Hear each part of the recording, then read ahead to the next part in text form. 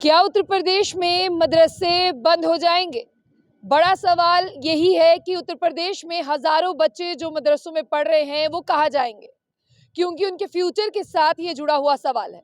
पहले आसाम और अब उत्तर प्रदेश में मदरसों पर जो है वो खतरा मंडरा रहा है, क्योंकि आपको बता दें यहाँ पर हाई कोर्ट ने, इलाहाबाद हाई कोर्ट ने यूपी बोर्ड मदरसा एक्ट 2004 को जो है वो अनकॉन्स्टिट्यूशनली घोषित कर दिया है, यानी असंवैधानिक घोषित कर दिया है। अब ऐसे में सवाल ये है कि हजारों बच्चे उसमें पढ़ने वाले वो कहाँ जाएंगे और उनका फ्यूचर जो है वो क्या होगा। लेकिन आपको बता दें कि हाई कोर्ट ने कह दिया है कि आप बच्चों को दूसरे स्कूलों में शिफ्ट करना जो है वो शुरू कर दें, क्योंकि जल्द ही ये मदरसे जो हैं वो बंद हो सकते हैं।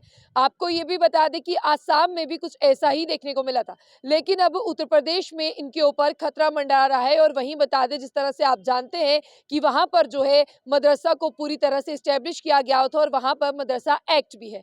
उसी को चलते मुलायम सिंह की सरकार में 2004 की अगर हम बात करें तो वहां पर यूपी मदरसा बोर्ड जो है वो बनाया गया ताकि हजारों मुस्लिम बच्चे जो है वो पढ़ सके। और इसमें शिया और सुन्नी मुसलमानों के लिए अलग अलग कोटा भी रखा गया। इसमें चेयरमैन से लेकर जितने भी कमेटी में सदस्य हैं सबको मुस्लिम ही रखा गया है, यानी बाहर का कोई भी इसमें किसी भी तरह का किसी का कोई इन्वॉल्वमेंट नहीं है। लेकिन अब इलाहाबाद हाई कोर्ट की डिवीजन बेंच ने एक फैसला सुनाया, जिसमें आपको बता दें कि इन यूपी के मदरसों को, यानी जो गवर्नमेंट ऑथराइज मदरसे हैं, इन्हें अनकॉन्स्टिट्यूशनल असंवैधानिक घोषित कर दिया और कह दिया गया कि ये धर्मनिरपेक्षता के खिलाफ है। यानी आप भी जानते हैं कि यहाँ पर मुस्लिम इंस्टीट्यूशन है, मुस्लिम मदरसा है, तो उसमें ऑब्वियसली मुस्लिम बच्चे ही पढ़ेंगे। इसमें कोई भी दूसरे रिलीजन का बच्चा जो है वो नहीं आएगा। और सबसे बड़ी बात है, इस कमेटी में चेयरमैन से लेकर जो है वो सदस्य तक सब मुस्लिम ही है। लेकिन अब बच्चों के फ्यूचर पर जो है वो खतरा मंडरा रहा है और ऐसा भी हो सकता है कि आने वाले समय में ये तमाम मदरसे जो है वो बंद हो जाए।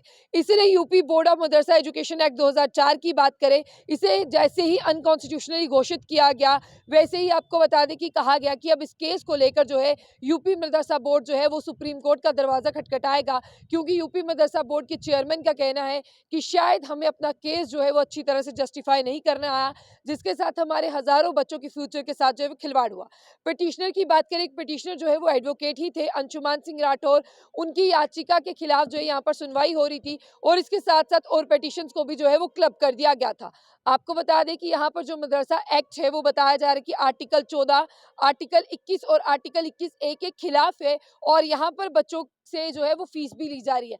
आप जानते हैं कि इन मदरसों को जो है वो हैंडल कौन करता है? यूपी वाले माइनॉरिटी वेलफेयर डिपार्टमेंट जो है सेंट्रल एंड स्टेट गवर्नमेंट का, वो इन्हें जो है वो इन्हें मॉनिटर करता है। सारी फंडिंग भी वहीं से आती है, लेकिन उसके बावजूद इन बच्चों से जो है वो फीसेस लेना, जबकि अब जानते हैं कि मदरसों में बहुत से नॉमिनल चार्जेस जो है वो रहते होंगे। इन्हीं चीजों के खिलाफ जो है वो पिटिशनर पहुंचे थे यहाँ पर हाई कोर्ट, और हाई कोर्ट से जो है उनके हक में फैसला आया। लेकिन अब यूपी मदरसा बोर्ड जो है वो जाएगा सुप्रीम कोर्ट वहां से फैसला लेने, और जो उनके चेयरमैन है उनका साफ तौर पर ये कहना है कि जैसे ही जजमेंट की कॉपी उनके हाथ लगती है तब वो एडवोकेट से सलाह मशवरा कर कर जो है वो पहुंचेंगे सुप्रीम कोर्ट। और उनका साफ तौर पर ये कहना था हाई कोर्ट का, इलाहाबाद हाई कोर्ट का, कि आप जो है ये बच्चों को शिफ्ट करना शुरू कर दे, क्योंकि हजारों बच्चों का फ्यूचर जो है वो दांव पर लगा है और हम आने वाले समय में इन मदरसों में जो है इन बच्चों को नहीं पढ़ने देंगे। इसीलिए आपको बता दें कि बताया ये जा रहा है सोर्सेज के हवाले से कि आने वाले समय में यूपी में जो गवर्नमेंट ऑथराइज मदरसे हैं वो जल्द ही बंद हो सकते हैं।